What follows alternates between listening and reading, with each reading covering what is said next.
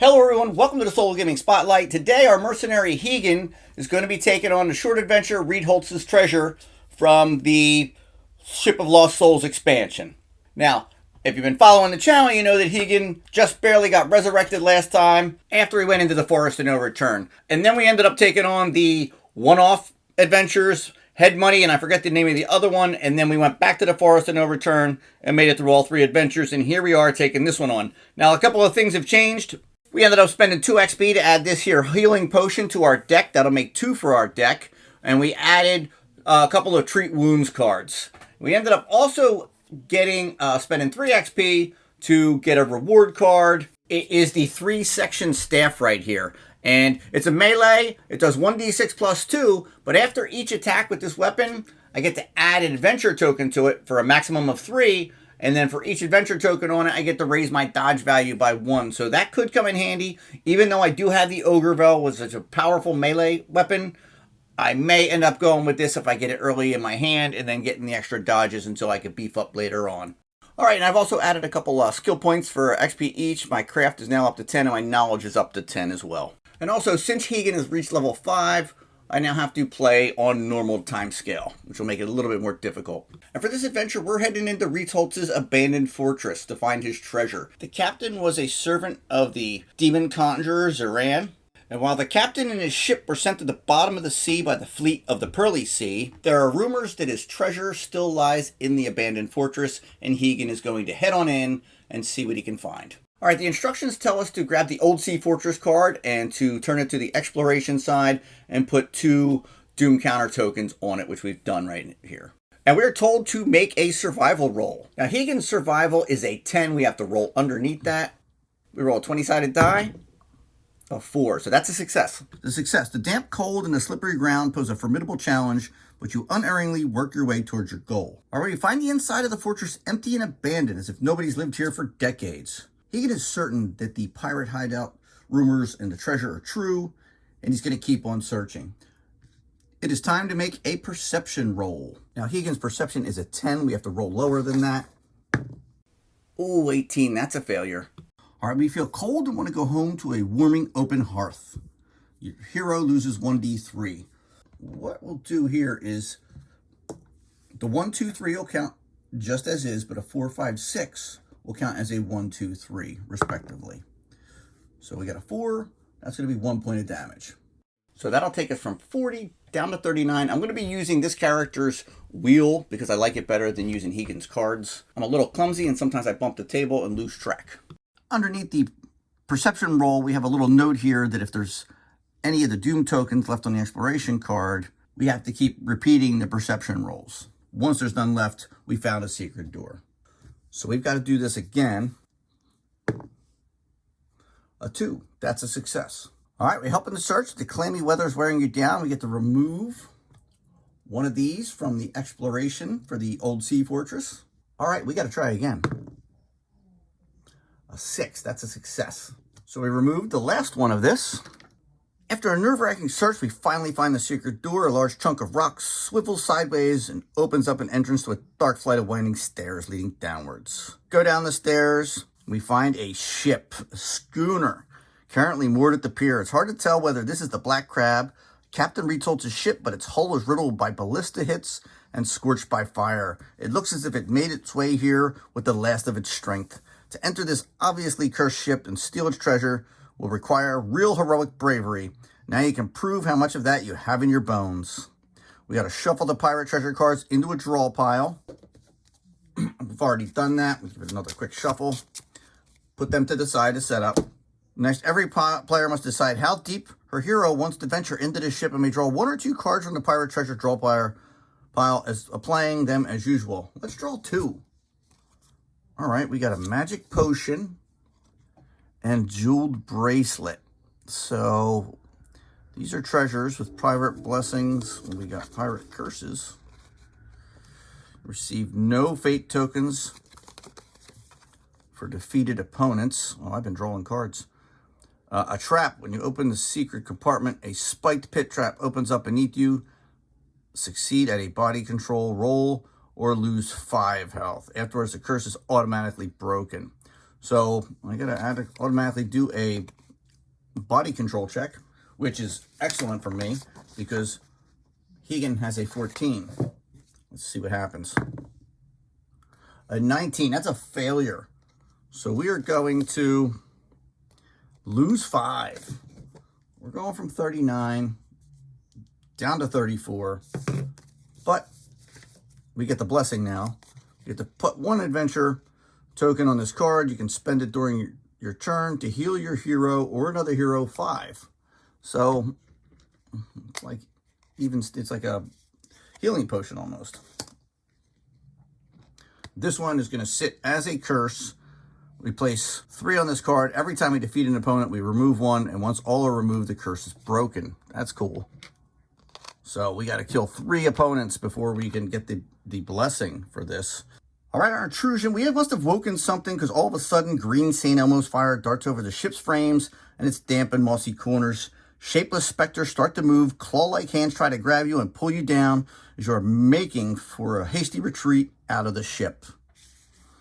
Flip the old Sea Fortress card over to the side Danger. Every player must make 1 to 2 body control rolls depending on the number of pirate treasure cards she drew. So we drew 2. We got to make 2 body control checks. Of course, we're at 14. 1 success. You do your best to push back your attackers on your way out of this cursed ship. Second one, a critical failure. All right, your escape is seriously hindered. Place 2 doom tokens on the card Danger. We're leaving the cursed pirate ship behind and running towards the entrance. The sea cave shakes from a strong tremor, and a cloud of dust and debris comes flying out of the corridor. It leads to the stairwell. Your exit route is blocked, or maybe it isn't. A ramshackle gangplank leads along the cave wall outside towards the sea surf. In the meantime, however, the undead pirates have encircled you, and from their midst, Captain Rietholtz himself steps forward. A hunchback hill dwarf with a bicorn on his head, a walrus mustache, and dead eyes that stare at you with an evil gleam. He's riding on a grotesque giant crab. No! On closer inspection, you realize that the lower half of his body is missing and has been replaced with the body of a crab. We're going to assemble all the remaining Rietholtz treasure cards. Flight from the fortress, which will give us a chance to escape. And we had placed a number of adventure tokens equal to the number of heroes, +1 on the card Hero Action, Flight from the Fortress. So that's going to be 2 adventure tokens on the Flight from the Fortress card, which is going to allow us to try to get over that gangplank and escape. We'll see how that works when we're in battle. Threat value is going to be the heroes ×5 plus the tokens on the card Danger. So that's going to be a total of 7 threat. Not cool. We're victorious when you defeat or put to flight all opponents or remove all adventure tokens from the card Flight from the Fortress. Reward, I give 1 XP for rewards, so I don't draw reward cards. All right, we are ready for battle. Let's go. All right, so we have a bird's eye view up here of the table. We've got our deck here. We've got to shuffle it up. 5 cards for our starting hand. 1, 2, 3, 4, 5. Then for turn 1, we draw 2 more cards. I'm going to try to keep everything on screen.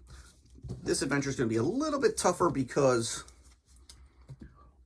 we start out with 7 timer tokens. On turn 5 and turn 2, another henchman comes out.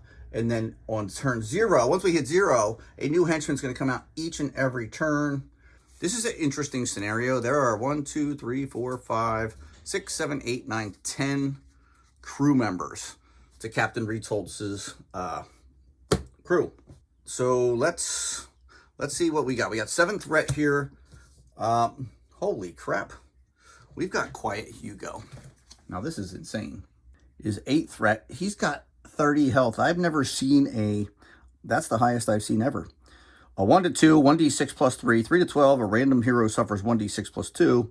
13, nothing happens. 14 to 20, festers. The henchman loses 5 health. Oh, that's good. That'll be a bonus, right? Then we got Captain Rietholtz here. But while Captain Rietholtz is in play, undead pirates only lose 2 health due to festering. Not good. Let's see what cards we have to start. Oh, we got our new card right there.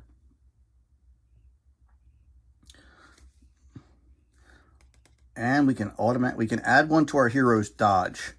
Those are winners right there. Hidden Dagger. Play this card after you lose health from an opponent's attack. That opponent loses 5. But that means we need to keep 2 endurance points behind to be able to pull that off. I think I'm going to use that as an endurance card. Anything that's going to help our attacks, I'm going to hang on to. Armor Adaption. Move an armor card from your discard pile into your hand. Draw a card. I'd rather have that as an endurance point than drawing a card, but early in the... I want this one. This card comes into play exhausted. We get to gain 1 endurance point until the end of the turn. Discard this card to draw a card, which I wouldn't do. I just keep it for an extra endurance point every turn. But it does come into play exhausted, so I'm going to end up playing that on the first turn. If an opponent loses health due to one of your ranged attacks, you may draw a card from your hero deck. That's a yes. Let's put that as the endurance card there. All right, here are the 7 cards I had in my hand laid out so you can see them all at once. Looking at this spread, would you have chosen different cards to use as endurance? Maybe you'd have played something different entirely, or only one card, which I doubt, but hey, you never know. Let me know your thoughts down in the comments. Do you agree with my choices? If not, I'd love to hear what you have done instead and why. I'm curious to see how others approach this game, and even if you don't own it, what would you have done if you were given the same layout? Now, we're definitely playing Carousing as one of our endurance points. The other action, let's take a look at this hero action. Flight from the Fortress. We have to spend 4 endurance points to do it, and we got to make a dodge roll, raising our roll by the current number of opponents, including the leader. We'd have to add 2. Right now, our dodge is a 6, basically a 1 to 4, to take one of these tokens off. You suffer if we fail on that roll, you suffer a number of attacks equal to the current number of opponents, including the leader. Each attack causes 1 damage. Victory. You are victorious when you defeat or put to flight all opponents or remove all adventure tokens from the card Flight from the Fortress. So we actually can beat the mission by removing those 2 tokens, which is going to be a bit difficult. Let's go ahead and make a ranged attack here with Heigan. Now it only does 1d6, and Captain Rietholtz does have a 7 dodge and 3 armor. But look at Quiet Hugo. He has 3 armor too and 30 health. My goodness. So let's go ahead and attack Captain Rietholtz. He only has 4 health. Maybe we can get lucky here. Let's do a ranged attack. We got to roll less than a 12.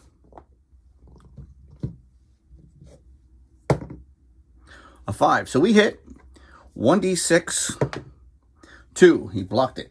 Not to mention he would have had a chance to dodge, but I'm not going to waste my time because we're not getting through his armor anyway.